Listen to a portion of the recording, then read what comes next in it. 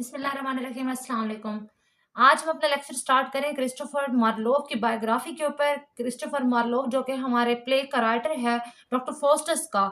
अब Christopher Marlowe है कौन, उनकी बायोग्राफी क्या है, उनकी डेट ऑफ डेथ क्या है, डेट ऑफ बर्थ क्या है और उनके कौन कौन से वर्क्स हैं, एजुकेशन है, जो उसने प्लेस लिखे हैं, सारी डिटेल हम आज की वीडियो में की वीडियो में इसको कंप्लीट करेंगे। तो आज हम अपनी वीडियो स्टार्ट करते हैं। पहले उसकी डेट ऑफ जो बर्थ है उसके लिहाज से। अब सबसे कम उम्र उसने पाई हम यहाँ पे देखेंगे। बोर्न ऑन फेब 26 1564 में कैंटरबरी कैंट इंग्लैंड में वो पैदा हुए और डाइड ऑन मे 30 1593 में उनकी डेथ हुई इन डेप्थफोर्ड कैंट इंग्लैंड में ही एट द एज ऑफ 29। उसने कितनी एज उसने पाई है?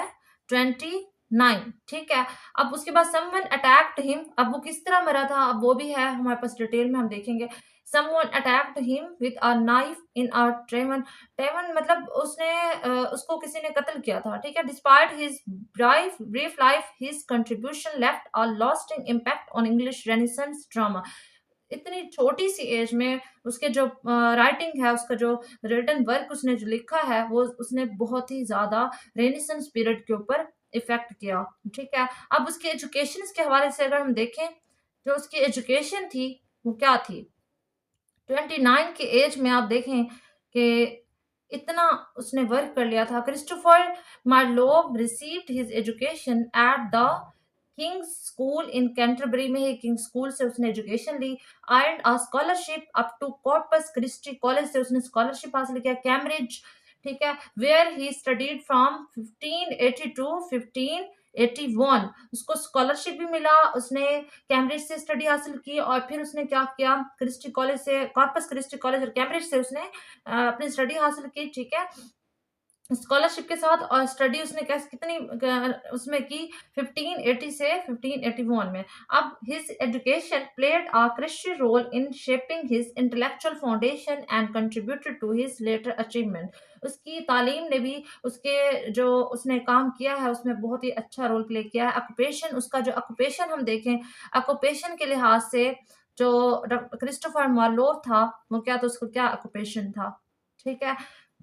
ऑक्यूपेशन को अगर हम देखें तो doctor Christopher Marlowe was an English playwright and poet. He is known to have been involved in various diplomatic and intelligence activities, possibly work as a spy for the Elizabethan government के लिए। उसका जो उसने काम किया, ठीक है, वो बहुत ही ज्यादा ज़हीन था। ठीक है। उसका जो ऑक्यूपेशन है वो क्या है? वो प्ले राइट, प्ले लिखता था और पोएट भी था, शायरी भी करता था, उसकी पोइम्स भी हैं। ठीक है। उसके बाद मेजर वर्क्स जो उसके हैं वो क्या हैं? उसके मेजर वर्क्स हैं,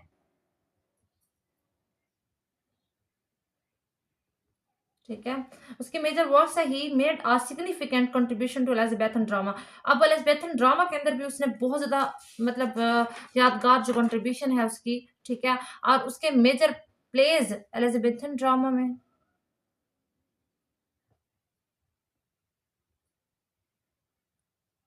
ठीक है। अच्छा, उसके जो प्ले हैं, मेजर प्ले कौन-कौन से हैं?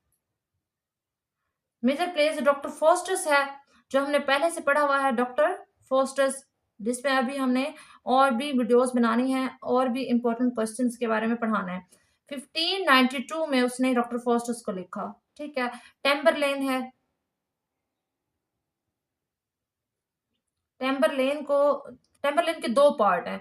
एक पार्ट वन जो है वो उसने लिखा, ठीक है, 1587 में, और पार्ट टू जो है वो उसने लिखा 1588 में। ठीक है। उसके बाद है एडवर्ड टू, एडवर्ड टू, ये इसने लिखा 1592 में। ठीक है। और है द ड्यू ऑफ माल्टा, ये इसने लिखा 1589 में। ठीक है। अच्छा, मेजर पोइम्स इसकी कौन कौन सी, अगर हम मेजर पोइम्स के बारे में बात करें इसके,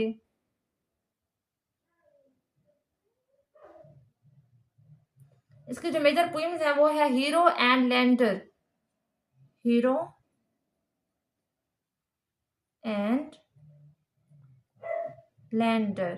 ठीक है। वो इसने लिखी थी 1593 में। ठीक है।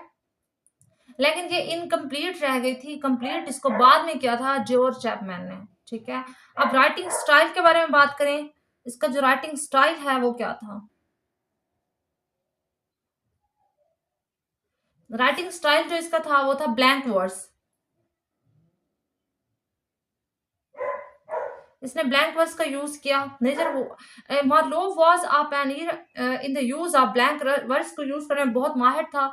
आयम्बिक पेंटामीटर, अनराइम्ड इसने लाइंस यूज किया। स्टाइल जिसका था आयम्बिक पेंटामीटर। ठीक है, ग्रैंड एंड हीरोइक थीम्स, इसके जो थीम्स थे वो क्या थे, ग्रैंड एंड हीरोइक थीम्स।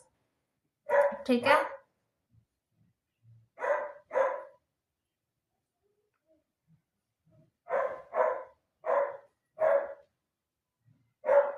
इसने क्या किया, ग्रैंड एंड हीरोइक थीम्स को यूज किया। ठीक है, अपने स्टाइल के अंदर।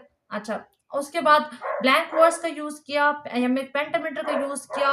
His works often explore and grand themes such as ambitions, power and the human conditions के बारे में। ठीक है, अब ड्रामेटिक और आयरनी जो है वो हर एक ड्रामे के ऊपर होता है क्रिटिसिज्म। ठीक है, ड्रामेटिक आयरनी ये क्या है इसकी, when the audience is aware of information that the characters are not.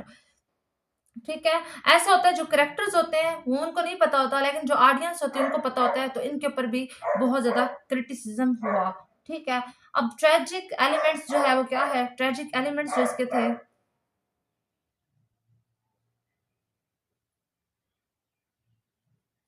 tragic elements हैं, his play often depicts the downfall of protagonists due to their fatal flaws और ambitious pursuits।